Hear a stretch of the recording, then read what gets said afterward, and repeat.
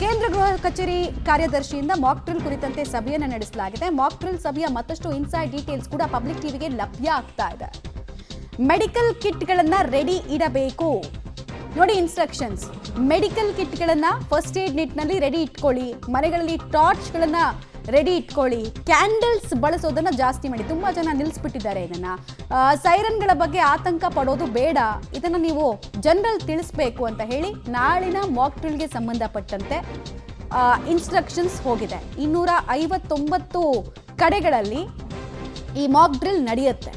So inside details ಅಲ್ಲಿ ಯುದ್ಧದ actual ಸನ್ನಿವೇಶದಲ್ಲಿ ಏನೇನು ಇಂಪಾರ್ಟೆಂಟ್ ವಿಚಾರಗಳು ಬೇಕಾಗುತ್ತೋ, ಫಸ್ಟ್ ಏಡ್ ಕಿಟ್ಗಳಿರ್ಬೋದು, ಅದನ್ನು ಬಳಸೋ ರೀತಿ, ಅಕ್ಕಪಕ್ಕದಲ್ಲಿ ಯಾರಾದರೂ ಗಾಯಗೊಂಡ್ರೆ ಅವ್ರನ್ನ ಹೆಂಗೆ ಹ್ಯಾಂಡಲ್ ಮಾಡಬೇಕು, ಮನೆಗಳಲ್ಲಿ ಆದಷ್ಟು ಟಾರ್ಚ್ ಮತ್ತು ಕ್ಯಾಂಡಲ್ಗಳನ್ನು ರೆಡಿ ಇಟ್ಕೊಳ್ಳಿ ಅಂತ. ಪರಿಸ್ಥಿತಿ ಎಷ್ಟು ಗಂಭೀರ ಆಗ್ತಿದೆ ಅನ್ನೋದಕ್ಕೆ ಬರ್ತಾ ಇರುವಂತಹ ಇನ್ಸೈಡ್ ಡೀಟೇಲ್ಸ್ ಒಂದೊಂದೇ ಉತ್ತರ ಕೊಡ್ತಾ ಇದೆ. ಹೆಂಗೆ ವಾರ್ ರೆಡಿ ಸಿಚುವೇಶನ್ನು ನೀವೆಲ್ಲರೂ ಕೂಡ ಇರಬೇಕು ಅಂತ. ಸಾಮಾನ್ಯವಾಗಿ ನಾವು ಬೆಳಗ್ಗೆ ಕೂಡ ಹೇಳ್ತಾ ಇದ್ವಿ, ಸೌತ್ ಭಾರತ ಅಂದರೆ ದಕ್ಷಿಣ ಭಾರತದಲ್ಲಿ ಯುದ್ಧದ ಸನ್ನಿವೇಶ ನಾವು ನೋಡಿಲ್ಲ, ಕೇಳಿದ್ವಿ ಅಷ್ಟೇ. ಡೀಟೇಲ್ಸ್ ಕೊಡ್ತಾರೆ ಪವಿತ್ರ. ನಾವು ದಕ್ಷಿಣ ಭಾರತದವರು ಸಾಮಾನ್ಯವಾಗಿ ಯುದ್ಧ ಅಂದರೆ ಹಂಗಿರುತ್ತಂತೆ ಹಿಂಗಿರುತ್ತಂತೆ, ತಯಾರಿ ಹಿಂಗೆ ಮಾಡ್ಕೋಬೇಕಂತೆ ಅಂತ ಕೇಳ್ತಾ ಇದ್ವಿ ಅಷ್ಟೇ 4 ಯುದ್ಧಗಳಲ್ಲಿ. ಬಟ್ ಈ ಸಲ ನಾವು ವಾರ್ ಝೋನ್ ರೆಡಿ ಇರಬೇಕು ಅನ್ನೋ ರೀತಿಯಲ್ಲಿ ಇನ್ಸ್ಟ್ರಕ್ಷನ್ಸು, ಏನೇನು ಇನ್ಸ್ಟ್ರಕ್ಷನ್ಸ್ ಸಿಗ್ತಾ ಇದೆ, ಇನ್ಸೈಡ್ ಡೀಟೇಲ್ಸ್ ಏನು, ನಾಳಿನ ಮಾಕ್ ಡ್ರಿಲ್ನ ಸ್ವರೂಪ ಹೇಗಿರುತ್ತೆ.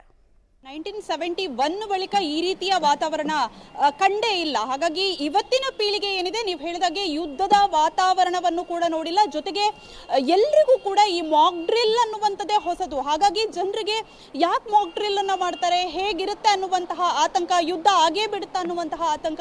ಹೀಗಾಗಿ ಜನ ಕೂಡ ಆತಂಕದಲ್ಲಿದ್ದಾರೆ. ಆದರೆ ಅಧಿಕಾರಿಗಳು ಈಗಾಗಲೇ ಸ್ಪಷ್ಟಪಡಿಸಿದ್ದಾರೆ, ಇದು ಆತಂಕಗೊಳ್ಬೇಕಾಗಿಲ್ಲ, ಇದು ಜನರಿಗೆ ಕೊಡುವಂತಹ ಸ್ವಯಂ ರಕ್ಷಣೆ, ಜನರ ರಕ್ಷಣೆಗೆ ಯಾವ ರೀತಿ ಡಿಪೆಂಡ್ ಆಗಿರುವಂಥದ್ದು, ಜೊತೆಗೆ ರಕ್ಷಣೆನ ಹೇಗೆ ಮಾಡಲಾಗುತ್ತೆ ಅನ್ನುವಂತಹ ಡೆಮೋವನ್ನ ಕೂಡ ಕೊಡಲಾಗುತ್ತೆ. ಹಾಗಾಗಿ ಎಲ್ಲಾ ಸಿದ್ಧತೆಗಳು ಕೂಡ ಮಾಡಲಾಗ್ತಾ ಇದೆ. ಕರ್ನಾಟಕದಲ್ಲೂ ಈಗ ರಾಯಚೂರು, ಬೆಂಗಳೂರಿನ ಮಲ್ಲೇಶ್ವರಂ ಭಾಗದಲ್ಲಿ ಈ ಒಂದು ಅಣುಕು ಪ್ರದರ್ಶನ ನಡೆಯುತ್ತೆ. ಸೊ ರಕ್ಷಣಾ ಕವಾಯತ್ತು ಯಾವ ರೀತಿ ನಡೆಯುತ್ತೆ ಏನು ಅನ್ನುವಂಥದ್ರ ಬಗ್ಗೆ ಅಧಿಕಾರಿಗಳು ಕೂಡ ಸಭೆಯನ್ನ ನಡೆಸ್ತಾ ಇದ್ದಾರೆ. ಇನ್ನೊಂದು ಕಡೆಗೆ ರಾಷ್ಟ್ರೀಯ ವಿಪತ್ತು ದಳದ ಸಭೆ ಕೂಡ ನಡೀತಾ ಇದೆ.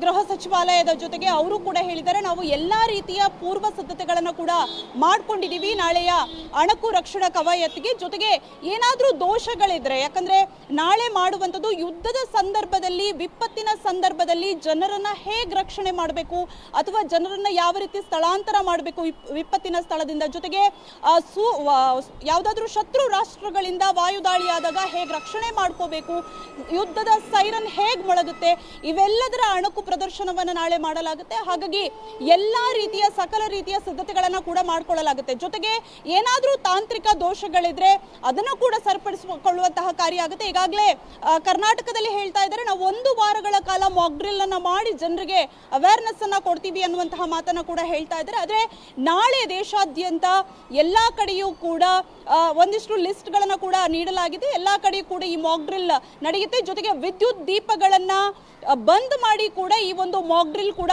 ನಡೆಯುತ್ತೆ. ಮಮತಾ, ರೈಟ್, ಧನ್ಯವಾದ ತಮ್ಮ ಮಾಹಿತಿಗಾಗಿ ಪವಿತ್ರ.